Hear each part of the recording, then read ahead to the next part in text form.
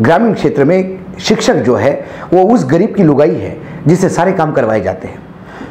नमस्कार, स्वागत है आपका हिंद वॉइस में। लेकर आया हूं आपका वीकली प्रोग्राम।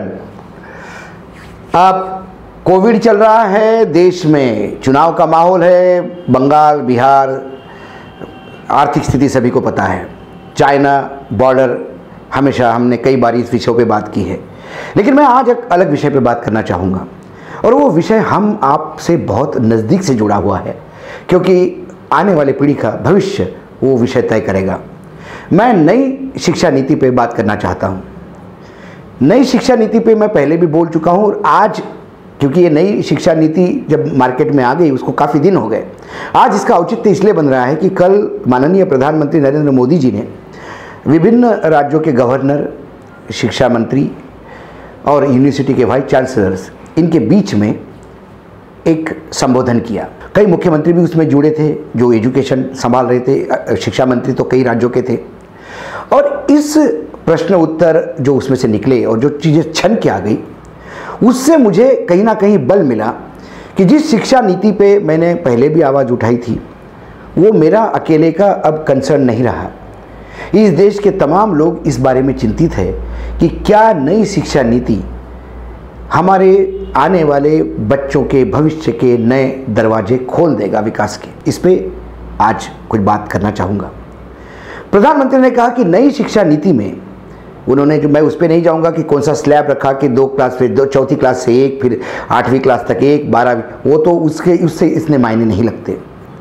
आगे जो कहा उन्होंने कि डिग्रीज कैसी होगी, यदि आपने इंजीनियरिंग की डिग्री लेने के लिए आपने पहला साल किया तो आपको सर्टिफिकेट मिलेगा, सेकंड ईयर पूरा किया तो 2 साल पूरा करने पे आपको डिप्लोमा मिलेगा और 5 साल पूरे करने पे आपको सर्टिफिकेट मिलेगा। मैं उसको भी उस पर भी नहीं जाना चाहता, क्योंकि ये बहुत पहले, जब 2014 की बात मैं करूँ तो 2011-12 के आसपास ये दिल्ली यूनिवर्सिटी में सिंह साहब एक वाइस चांसलर थे, उन्होंने ये प्रारूप एक तय किया था। उनका ये कहना था कि लोग जो बीच में ड्रॉप आउट होते हैं उनको भी कुछ एजुकेशन के लिए होना चाहिए। कोई इंजीनियरिंग, मैकेनिकल इंजीनियरिंग कर रहा है और 2 साल बाद किसी अन्य कारण से वो नहीं आगे पढ़ सकता है तो उसके हाथ में कुछ भी नहीं रहता। ऐसे में 2 साल का यदि उसने इंजीनियरिंग किया है और उसको एक डिप्लोमा यदि हम देते तो कहीं ना कहीं उसके जीवन यापन में मदद हो सकता है। ऐसे विभिन्न, और उन्होंने कहा था कि कुछ शिक्षा है, उन्होंने मेंटल हेल्थ पे काम किया था सिंह साहब ने। उन्होंने कहा कि योगा कंपलसरी करो, क्योंकि जब तक आपकी मेंटल हेल्थ ठीक नहीं रहेगी तब तक आप शिक्षा ठीक से ग्रहण नहीं कर पाएंगे।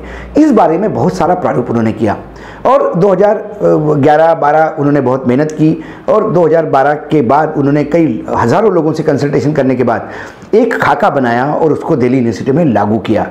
और लागू करने का साल 2013 का एंड था। 2014 में लोकसभा के चुनाव हुए, नई सरकार आई। नई सरकार में महामहिम, इस देश की सबसे प्रख्यात, जिसको हम सबसे ज़्यादा शिक्षा पाने वाली महिला स्मृति ईरानी एजुकेशन मिनिस्टर बनी। अब उनकी डिग्रियां इतनी हैं कि वो अपने डिग्रियों को लेके कंफ्यूज्ड है और अभी तक कोई यूनिवर्सिटी सामने नहीं आ पा रही ये बताने के लिए कि ये डिग्रियां उनकी यूनिवर्सिटीज़ की हैं, क्योंकि जब बहुत ज़्यादा चीज़ें आपके पास हो जाती है तो कन्फ्यूजन होता है, ये बात भी मैं मानता हूँ। तो उन्होंने आनन फानन में, क्योंकि ये एजुकेशन सिस्टम कांग्रेस की देन है, ऐसा सोच के उन्होंने आनन फानन में वो दिल्ली यूनिवर्सिटी का वो पूरा प्रोजेक्ट बंद कर दिया और जो पुराना था उसको शुरू किया। पूरे एक पहला टेन्योर 6 साल निकल गए, 5 साल निकल गए मोदी सरकार के। जब मोदी सरकार सेकंड टाइम में आ गई तब जाके उन्होंने नई शिक्षा नीति लागू की। ये नई शिक्षा नीति वही है जो सिंह साहब ने 2012 में कांग्रेस शासन के समय ये क्लियर करवा के इसको लागू किया था। मैं इस बात पे भी नहीं मानता हूँ, क्योंकि मैंने बार बार देखा है कि इस सरकार ने, नरेंद्र मोदी जी की खास सरकार ने, ये अक्सर पुराने प्रोग्राम को नए नामों के साथ और नए पैकेजिंग के साथ लॉन्च करते हैं। लेकिन भले ही करें, लेकिन अच्छी चीज़ें यदि फिर से लॉन्च होती है तो उसका स्वागत करना चाहिए।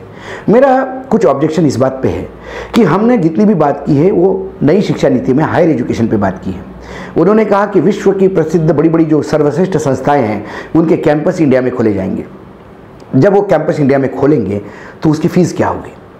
क्या हमारा आम भारतीय वहाँ एजुकेशन ले पाएगा? उन्होंने कहा कि निजी क्षेत्र को भागीदारी हम करवाएंगे एजुकेशन में। जहाँ जहाँ निजी क्षेत्र आया है वहाँ वहाँ गरीबों के मुंह का निवाला छीना है। निवाला के मायने शिक्षा यदि निजी क्षेत्र में जाती है तो फिर गरीबों के लिए और मध्यम वर्गीयों के लिए शिक्षा ये एक दूर का सपना रह जाता है। आज यदि हम दिल्ली में बात करें तो दिल्ली में जो सरकारी स्कूल है वो छोड़े, तो केंद्रीय विद्यालय छोड़े, तो बाकी जगह आप छोटे से स्कूल में भी आपको बच्चा यदि आपको एडमिट करना है तो 15 से 20 हज़ार रुपये महीने का खर्चा है। ये कारण है कि शहरों में आज आपकी आमदनी का 40 से 45% सिर्फ एजुकेशन पे खर्चा होता है, और उसमें भी क्वालिटी एजुकेशन नहीं मिलता, सिर्फ शोबाजी होती है। क्योंकि यदि क्वालिटी एजुकेशन मिलता तो फिर बेरोजगारी की फौज खड़ी नहीं होती। ऐसे कई सवाल है कि इन सवालों के जवाब ना प्रधानमंत्री दे पा रहे हैं, ना शिक्षा मंत्री दे पा रहे हैं, ना कोई भारतीय जनता पार्टी के प्रवक्ता दे पा रहे हैं।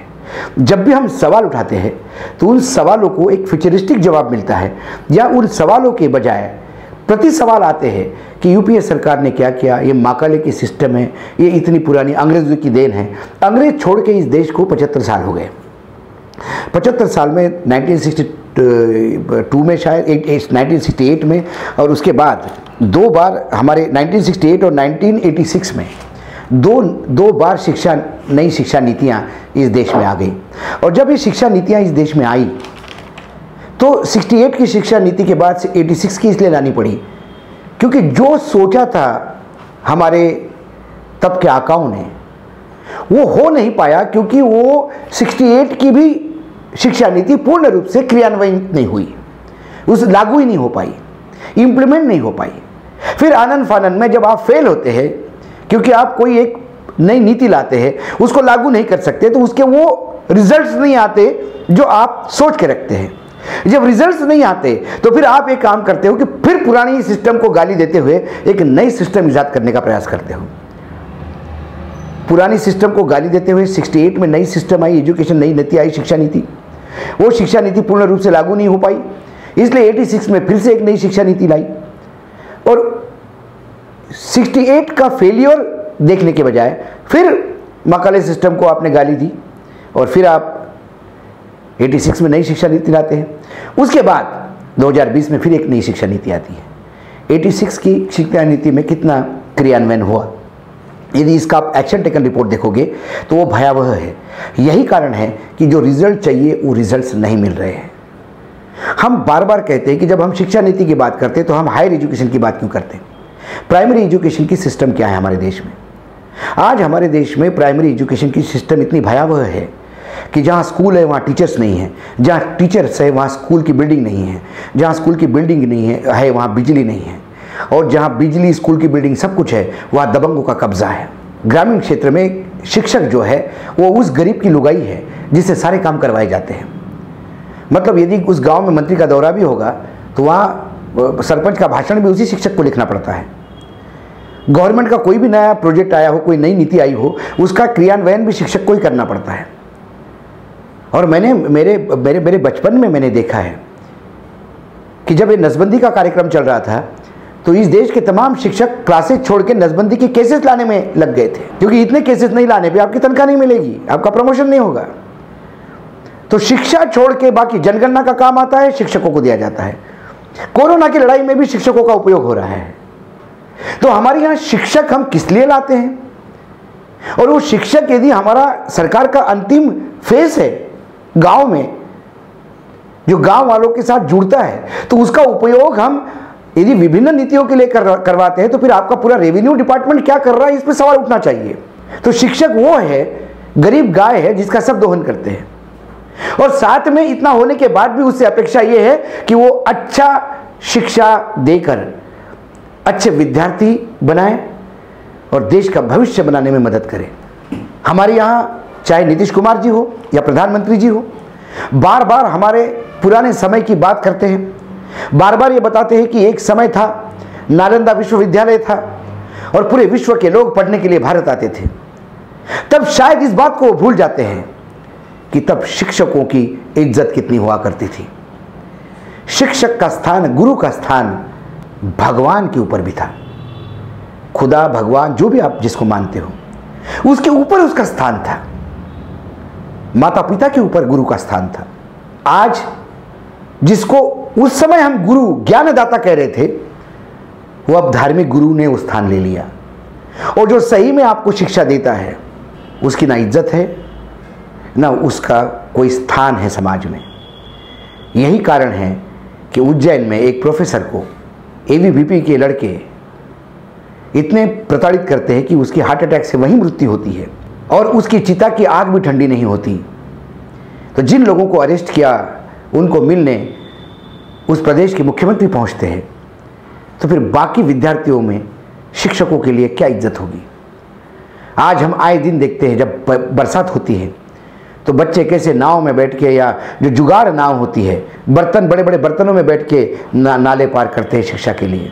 कोविड में तो पूरे देश की शिक्षा सिस्टम को नंगा कर दिया। डिजिटल इंडिया की बात करना बहुत बहुत ईजी है, कोई भी कर सकता है। डिजिटल इंडिया, ये दो शब्द बोलने में ना मेरा कोई जाता है ना देश के प्रधानमंत्री का कोई जाता है, लेकिन क्या इंडिया डिजिटल है? हंसी आती है जब मैं अखबार में फोटो देखता हूँ कि एक गांव के लड़के ने ऑनलाइन क्लासेस जब उसके शुरू हो गए, उसको नेटवर्क ही नहीं मिल रहा था, तो उसने अपने खेत में 10 फीट ऊंचा एक मचान तैयार किया और उस मचान में खड़ा होकर वो सिग्नलिंग करता है। ऐसे असंख्य केसेस है। आपने कहा कि पोस्टल बैंकिंग, रूरल बैंकिंग, लेकिन जब बैंकिंग ऑनलाइन होती है तो उसको तो लोग ऐसे अपना मोबाइल लेके घूमते हैं, कहाँ कनेक्टिविटी आएगी, और जहाँ कनेक्टिविटी आएगी वहीं बैठ के फिर काम करना पड़ता है। ये देश की वस्तुस्थिति है। यहाँ हम बड़ी बड़ी बातें क्यों करते हैं? आज क्या हमारे पास संसाधन है?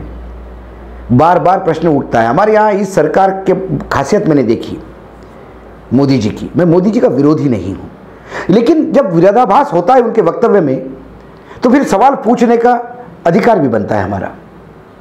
वो बार बार कह रहे थे, मुझे याद है एक बड़े कॉन्क्लेव में दिल्ली में मुख्यमंत्री की हैसियत से जब वो आए तो उन्होंने कहा कि कोई भी सरकारी उपक्रम उसका निजीकरण इसलिए होता है क्योंकि उसका बुरा मैनेजमेंट होता है। यदि मैनेजमेंट सही हो तो इस देश में कोई भी सरकारी उपक्रम लॉस में नहीं हो सकता, और ये गुजरात में हमने करके दिखाया। वो मुख्यमंत्री जब देश का प्रधानमंत्री बनता है तो वो चीजें बेचने लगता है जो कभी इस देश ने सोची भी नहीं होगी। रेलवे स्टेशन, रेलवे और एयरपोर्ट भी बिकने लगे इस देश में। 19 से ज्यादा बड़ी कंपनियों का प्राइवेटाइजेशन होने जा रहा है। जब शिक्षा के लिए सवाल उठता है कि शिक्षा के लिए पैसा कहां से आएगा, तो तुरंत कहा जाता है कि प्राइवेट पार्टनरशिप होगी। जब शिक्षा निजी क्षेत्र में जाएगी तो शिक्षा धंधा हो जाएगी, क्योंकि निजी क्षेत्र में निवेश सामाजिक उपक्रम के तहत नहीं होता, वो एक धंधे के तहत होता है, बिजनेस के तहत होता है, और बिजनेस प्रॉफिट मांगता है। नफा जब तक नहीं होगा तब तक वो धंधा ठीक नहीं होगा। अब धन्ना सेठ जब धंधा करेगा और जब नफा कमाएगा तो वो नफा जहां से लाएगा वो बच्चों के अभिभावक होंगे, माता पिता। बात होती है कि 6% जीडीपी का शिक्षा पे खर्चा करेंगे। बातें ही होती है, कानून क्यों नहीं बनता? जिस दिन कानून बनेगा उस दिन ये कंपलसरी होगा कि जीडीपी का 6% आपको देना ही है एजुकेशन सिस्टम में। आज एजुकेशन सिस्टम में जो पैसा जाता है मैक्सिमम आप मिड डे मील पे खर्चा करते हो। एजुकेशन का इंफ्रास्ट्रक्चर का कभी यहां पे ऑडिट हुआ है इस देश में? यदि इस देश में एजुकेशन सिस्टम का ऑडिट हुआ, इंफ्रास्ट्रक्चर का ऑडिट हुआ, तो वो स्थिति भयावह है। 6 छोटे छोटे क्लस्टर मिलके एक ग्राम पंचायत होती, एक गांव होता है, और ऐसे 8-10 गांव को मिलके एक ग्रुप ग्राम पंचायत होती है। ये देश की वास्तविकता है। और उस एक ग्राम पंचायत में यदि एक स्कूल हो तो आप इमेजिन करिए, छोटे छोटे टीले से 10-10 किलोमीटर रोज बच्चे चल के जाते हैं, क्योंकि रास्ता नहीं है, कनेक्टिविटी नहीं है, लेकिन वो जाता है, उसको शिक्षा चाहिए। शिक्षा आपके द्वार, बहुत अच्छा शब्द है, शिक्षा आपके द्वार। 3 शब्दों से ये वाक्य बनता है, लेकिन 300 करोड़ लाख करोड़ से भी ज्यादा पैसा चाहिए जब शिक्षा किसी के द्वार ले जानी हो तो।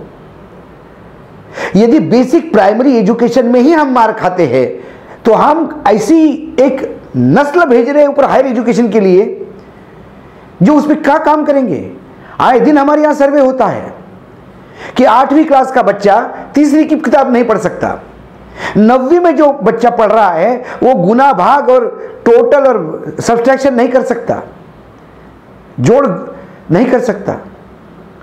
ये सर्वे आते हैं, वो होते इसलिए है क्योंकि इंफ्रास्ट्रक्चर नहीं है, ये फॉर्मेलिटी होती है, बच्चा पास होना ही है, बच्चा पास नहीं होगा तो शिक्षक पे आएगा, उसको आए ना आए हम उसको पास करते हैं। यही कारण है कि जब हम रूरल एजुकेशन पे काम नहीं करेंगे और आप जब शिक्षा का निजीकरण करेंगे, तो हेमंत सोरेन ने जो सवाल उठाए मुख्यमंत्री झारखंड ने, तो वैलिड है।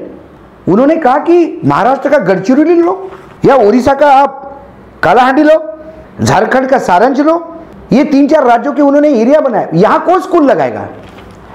मुंबई, बॉम्बे, पूना, कलकत्ता, बैंगलोर, दिल्ली, गुड़गांव, यहां तो स्कूल जाएंगे, बड़ी बड़ी निजी धन्नासेट आएंगे स्कूल लगाने के लिए, कॉलेज लगाने के लिए। ग्रामीण क्षेत्र में कौन जाएगा? क्या इसका रोड मैप सरकार के पास है? रीजनल लैंग्वेज का प्रमोशन कैसा होगा? हम करेंगे कहने से नहीं होता, उसका रोड मैप क्या है? सरकार के पास नहीं है। एजुकेशन सिस्टम में पैसा कहां से आएगा? रोड मैप सरकार के पास नहीं है। जो ग्रामीण क्षेत्र है, जहां प्रॉफिटेबिलिटी नहीं हो सकती है, जहां शिक्षा एक सामाजिक कार्य है, वहां कौन निजी क्षेत्र जाएगा? इस सवाल का जवाब नहीं है। शिक्षा नीति यह एक ऐसी नीति होती है जो सालों इंप्लीमेंट होती है, सालों उसको सामने होना पड़ता है। 68 के बाद 86, 20 साल के गैप के बाद आई, 86 के बाद 40 साल के गैप के बाद आई। तो जब एक लंबा कार्यक्रम आपको इस देश को देना है और शिक्षा जैसा क्षेत्र जहां एक इतना बदलाव करने जा रहे हो, जो लागू करने में सालों लगेंगे, लोगों को एक्सेप्ट करने में सालों लगेंगे, नई फौज आने में सालों लगेंगे। फौज माने जो बच्चों की जो फसल आई, जो बच्चे आएंगे सामने। ऐसे में क्या इस रूलिंग पार्टी को यही लगता है कि यही सत्ता में रहेंगे आने वाले 100 साल तक? क्या विभिन्न राजनीतिक दलों को, विभिन्न राज्य सरकारों को, विभिन्न प्रकार के एनजीओ को जो शिक्षा में काम कर रहे हैं, क्या कभी इनके साथ बैठ के कोई विचार विनिमय हुआ नई शिक्षा नीति लाने के पहले? और यदि ये सारा कुछ हुआ होता तो आज इतना विरोध भी नहीं होता। मेरा शिक्षा नीति को विरोध नहीं है, मेरा इस शिक्षा नीति के डॉक्यूमेंट पे विरोध नहीं है, मेरा विरोध है कि ये डॉक्यूमेंट ही है, इसको इंप्लीमेंट करने को, लागू करने को रोड मैप नहीं है, इसका मुझे डर है।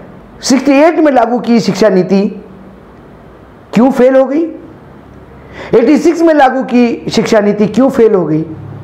68 की नाकाम रही इसलिए 86 में करना पड़ा, 86 की नाकाम रही इसलिए आपको 2020 में करना पड़ा। आने वाली पीढ़ी फिर एक शिक्षा नीति ना लेके आए इसलिए कि आप नाकाम रहे। पुरानी गलतियों को सीखने की जरूरत है और इसके लिए सबसे पहले ग्रामीण क्षेत्र में, सबसे पहले प्राइमरी एजुकेशन को आपको स्ट्रेंथन करना पड़ेगा। महात्मा गांधी हमेशा कहते थे, उनके लिए शिक्षा का मतलब था रीडिंग, राइटिंग, अरिथमेटिक। वो कहते थे कि यदि किसी को पढ़ना आता है, लिखना आता है और गुना भाग आता है, उसके बाद वो जीवन में कुछ भी कर सकता है, क्योंकि बाकी तो चीज़ें इसी पे बेस है। क्या हम ये कर पा रहे हैं? कैंपस यदि इंडिया में खुलेगा या MIT अमेरिका का कैंपस यदि हमारे भारत में खुलेगा, बेंगलोर में, तो उससे इस देश के कितने लोगों का फायदा होगा? हमारे लिए वो महत्वपूर्ण है या हमारे लिए उस गांव का स्कूल महत्वपूर्ण है जहां छत नहीं है, न पीने का पानी है? और अक्सर ये रिपोर्ट्स तब आती है जब इलेक्शंस होते हैं और इलेक्शन कमीशन जब कंडक्ट करता है कि भाई स्कूल में बूथ लगाए जाते हैं, तब पता पड़ता कि स्कूल में बूथ इसलिए नहीं लगता कि वहाँ पंखा ही नहीं है। पंखा नहीं मतलब इलेक्ट्रिसिटी है ही नहीं उस स्कूल में जब से स्कूल बना। यदि हम स्कूल में इलेक्ट्रिसिटी नहीं दे सकते, लड़कियों और बच्चों के लिए, लड़कों के लिए अलग अलग टॉयलेट्स नहीं दे सकते, खेलने का सामान नहीं दे सकते, तो फिर हम किस स्कूल और किस शिक्षा नीति की बात करते हैं? शिक्षकों को वेतन नहीं दे सकते तो फिर हम किस शिक्षा की बात करते हैं? शिक्षकों को हम ट्रेन करेंगे। अभी तक अनट्रेन्ड शिक्षक नहीं हुआ करते थे, अभी तक शिक्षक ट्रेंड होके ही आते थे, लेकिन वो खानापूर्ति थी, वही खानापूर्ति आगे भी होगी, क्योंकि इंप्लीमेंटेशन का ब्लूप्रिंट नहीं है। उस ब्लूप्रिंट के अभाव में आने वाला बच्चों का भविष्य पे बहुत बड़ा प्रश्न चिन्ह ये सरकार लगाने जा रही है। अभी तक तो आप कभी नोटबंदी करते थे, कभी GST करते थे, कभी कोविड के नाम से थाली बजाई, ये बजाई, वो आपने तो चलते समय में वर्तमान में लोगों के साथ खिलवाड़ की। वर्तमान की खिलवाड़ में जो आप वर्तमान के साथ खेल रहे हो लोगों के जीवन से, उससे तो रेक्टिफिकेशन या ठीक करने की जगह होती है। लेकिन जो बच्चा आज गर्भ में पल रहा है, यदि आने वाले उसके भविष्य पे आप प्रश्न चिन्ह लगाओगे तो क्या भारत में जो लोग आएंगे सामने वो कैसे होंगे? क्या भारत अशिक्षित रहेगा? एक बड़ी अच्छी बात उन्होंने कही पढ़ने के बजाय हम सिखाएंगे। इसी बात पे मैं एग्री करता हूं। प्रधानमंत्री जी ने बहुत बड़ी बात कही, पढ़ने के बजाय हम सिखाएंगे। मेरा अनुरोध है प्रधानमंत्री को कि इस देश के प्रधानमंत्री, इस देश के एजुकेशन मंत्री, शिक्षा मंत्री पढ़ने के बजाय सीखे।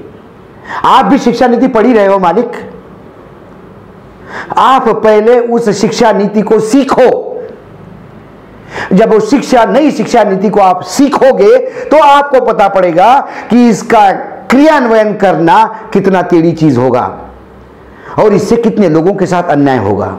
ये बहुत अच्छी बात कही, हम पढ़ाएंगे नहीं सिखाएंगे। पढ़ाई नहीं होगी, शिक्षित होगी। सबसे पहले आपको शिक्षित होने की जरूरत है, आपके आईएएस अधिकारियों को शिक्षित होने की जरूरत है, क्योंकि वो तो ग्रामीण क्षेत्र से आया हुआ आईएएस ऑफिसर भी बाद में वो ग्रामीण क्षेत्र में कितनी बात करता है पता नहीं। सवाल वो है, उन शिक्षकों को इज्जत दीजिए, उसको मल्टीपर्पज व्हीकल मत बनाइए, कोई भी काम उनके सर पे मत थोपिए, मात्र शिक्षा के लिए उसको खुला रखिए। और फिर आपको पैसा भी नहीं दिया तो भी वो शिक्षक दिल से काम करेगा और बच्चों को खिलाएगा। ये करने की जरूरत है। आपको शिक्षा पे खर्चा करने की जरूरत है। बड़ी बड़ी बातें करने से काम नहीं होगा, बातों से पेट नहीं भरता, तो बातों से शिक्षा नीति लागू भी नहीं होगी। विदेशी कैंपस लाने से इस देश की शिक्षा, मूलभूत शिक्षा जो है उसका अपग्रेडेशन नहीं होगा, और हमें चाहिए भी नहीं विदेशी।